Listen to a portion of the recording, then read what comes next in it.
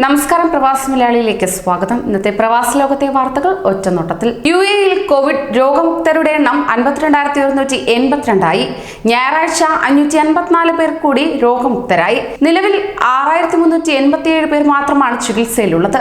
പുതുതായി 351 പേരിൽ കൂടി രോഗം സ്ഥിരീകരിച്ചു. ആകെ രോഗികളുടെ എണ്ണം 58,913 ഒരാൾ കൂടി മരിച്ചതോടെ മരണസംഖ്യ 344 ഉയർന്നു. സൗദി അറേബ്യയിൽ 2,541 പേർ കൂടി കോവിഡ് മുക്തരായി. രോഗമുക്തരുടെ എണ്ണം ഇതോടെ 2,20,323 30 പേർ കൂടി മരിച്ചു. ആകെ മരണം ഇതോടെ 2,733 1968 പേരാണ് പുതുതായി രോഗബാധിതർ. രോഗികളുടെ എണ്ണം ഉയർന്ന 2,66,941 43,885 പേരാണ് നിലവിൽ ചികിത്സയിലുള്ളത്. അതിൽ 2,120 പേരുടെ നില ഗുരുതരമാണ്. ഖത്തറിൽ 274 പേരാണ് പുതുതായി സുഖം പ്രാപിച്ചത്. രോഗമുക്തരുടെ എണ്ണം ഇതോടെ ഉയർന്ന് 1,06,024 ഒരാൾ കൂടി മരിച്ചതോടെ മരണം 165 പുതുതായി 269 പേരിൽ രോഗബാധ സ്ഥിരീകരിച്ചു. 3,216 പേരാണ് നിലവിൽ ചികിത്സയിലുള്ളത്. അതിൽ 531 പേരുടെ നില ഗുരുതരമാണ്. 24 മണിക്കൂറിനുള്ളിൽ 3,500 പേരാണ് പരിശോധന നടത്തിയത്. ഇതിനോടകം തന്നെ 4,72,442 പരിശോധനകൾ പൂർത്തിയായി. കുവൈറ്റിൽ 766 പേർ കൂടി രോഗം സുഖപ്പെട്ടു. സുഖം പ്രാപിച്ചവരുടെ ആകെ സംഖ്യ ഇതോടെ 54,373 4 പേരാണ് രോഗം ബാധിച്ച് മരിച്ചത്. ആകെ മരണം ഉയർന്ന് 433 464 പുതിയ കേസുകൾ കൂടി റിപ്പോർട്ട് ചെയ്തതോടെ ആകെ രോഗികൾ 63,773 8,967 പേരാണ് നിലവിൽ ചികിത്സയിലുള്ളത്. അതിൽ 123 പേരുടെ നില ഗുരുതരമാണ്. രാജ്യത്ത് ഇതുവരെ 4,85,738 പരിശോധനകൾ പൂർത്തിയായി. ബഹ്റൈനിൽ പുതുതായി 524 പേരിൽ കൂടി രോഗം സ്ഥിരീകരിച്ചു. 379 പേർ സുഖം പ്രാപിച്ചു. ഒരാൾ കൂടി രോഗം ബാധിച്ചു മരിച്ചു. ആകെ മരണം 137 35,205 പേരാണ് രോഗമുക്തരായത്. 3,405 പേർ നിലവിൽ ആശുപത്രിയിൽ ചികിത്സയിൽ കഴിയുകയാണ്. ഒമാനിൽ 1,053 പേർക്ക് കൂടി കോവിഡ് സ്ഥിരീകരിച്ചു. ഇതോടെ മൊത്തം രോഗബാധിതർ 77,058 3,504 പരിശോധനകളാണ് നടത്തിയത്. പുതിയ രോഗികളിൽ 982 പേർ സ്വദേശികളും 101 പേർ പ്രവാസികളുമാണ്. 1,729 പേർക്ക് കൂടി രോഗം ഭേദമായി. ഇതോടെ രോഗമുക്തരുടെ എണ്ണം 57,028 കഴിഞ്ഞ 24 മണിക്കൂറിനുള്ളിൽ 9 പേർ കൂടി മരണപ്പെട്ടു. ഇതോടെ മരണസംഖ്യ 3,903 ഉയർന്നു. 69 പേരെ കൂടി ആശുപത്രിയിൽ പ്രവേശിപ്പിച്ചു. 552 പേരാണ് നിലവിൽ ആശുപത്രികളിൽ ചികിത്സയിലുള്ളത്. ഇതിൽ 177 പേർ തീവ്രപരിചരണ വിഭാഗത്തിലാണുള്ളത്. 19,637 പേരാണ് നിലവിൽ അസുഖബാധിതരായിട്ടുള്ളത്. വടക്കൻ ബാത്തിന ഗവർണറേറ്റിൽ തന്നെയാണ് ഇന്നും പുതിയ രോഗികൾ കൂടുതൽ റിപ്പോർട്ട് ചെയ്തത്.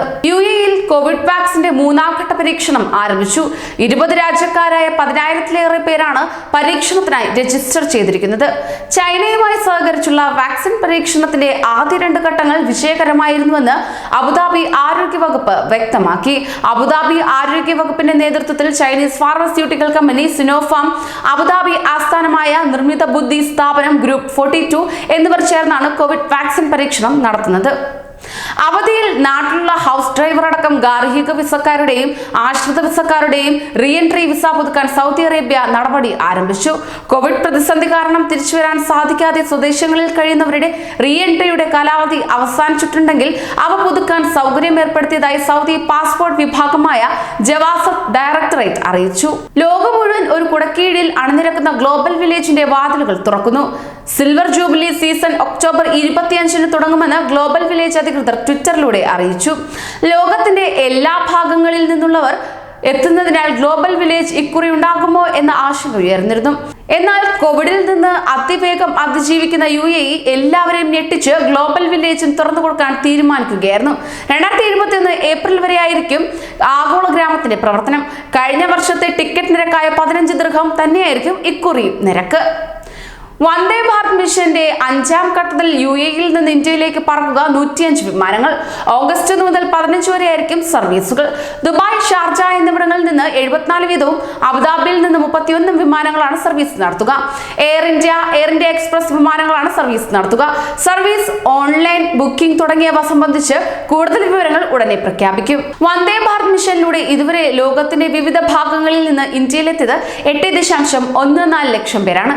ഇവരിൽ 2 1.70 ലക്ഷം പേരാണ് എയർ ഇന്ത്യ എക്സ്പ്രസ് വിമാനങ്ങളിൽ എത്തിയത്. ബാക്കിയുള്ളവർ സന്നദ്ധ സംഘടനകളുടെയും മറ്റും ചാർട്ടർ ചെയ്ത വിമാനങ്ങളിൽ മറ്റും എത്തിയതാണ്. ട്രക്കിന്റെ തകരാർ പരിഹരിക്കുന്നതിനിടെ ടയർ പൊട്ടിത്തെറിച്ച് ശൂരനാട് തെക്ക് സ്വദേശി ഉൾപ്പെടെ 2 പേർ ദുബായിൽ മരിച്ചു. ഇരവിച്ചിറ പടിഞ്ഞാറ് കുറ്റിയിൽ വീട്ടിൽ H നിസാർ ഒപ്പമുണ്ടായിരുന്ന ബംഗ്ലാദേശ് സ്വദേശി എന്നിവരാണ് മരിച്ചത്. റാസൽ കൈമയിൽ 25-ന് വൈകിട്ടായിരുന്നു സംഭവം. ബംഗ്ലാദേശ് സ്വദേശി ട്രക്കിന്റെ ടയർ അറ്റകുറ്റപ്പണി നടത്തുന്നതിനിടയിലായിരുന്നു അപകടം. ബഹ്റൈനിൽ മാസ്ക് ധരിക്കാത്തതിന് ഇതുവരെ പിടിയിലായത് 15,666 പേർ. തൊഴിലാളി മേഖലയിലടക്കം പരിശോധനകളും ബോധവൽക്കരണവും ഊർജിതമാക്കി. നിയമലംഘകർക്ക് പിഴ ചുമത്തുകയും മറ്റ് നിയമ നടപടികൾ സ്വീകരിക്കുകയും ചെയ്യുമെന്ന് public security for operations and trusting affairs ഉപമേധാവി brigadier doctor Sheikh Hamad bin Mohammed Al Khalifa പറഞ്ഞു. മാസ്കുകൾ അലക്ഷ്യമായി ഉപേക്ഷിക്കുന്നതും അകലം പാലിക്കാത്തതും ശിക്ഷാർഹമാണ്. കടകളിലും പൊതുസ്ഥലങ്ങളിലും മാസ്ക് നിർബന്ധമാണ്. ഇക്കാര്യത്തിൽ വിട്ടുവീഴ്ചയില്ല. രോഗവ്യാപനം തടയാൻ രാജ്യത്ത് കർശന നടപടികൾ സ്വീകരിച്ചു വരികയാണെന്നും വ്യക്തമാക്കി. കൂടുതൽ പ്രവാസി വാർത്തകൾക്കായി ഈ ചാനൽ സബ്സ്ക്രൈബ് ചെയ്യൂ.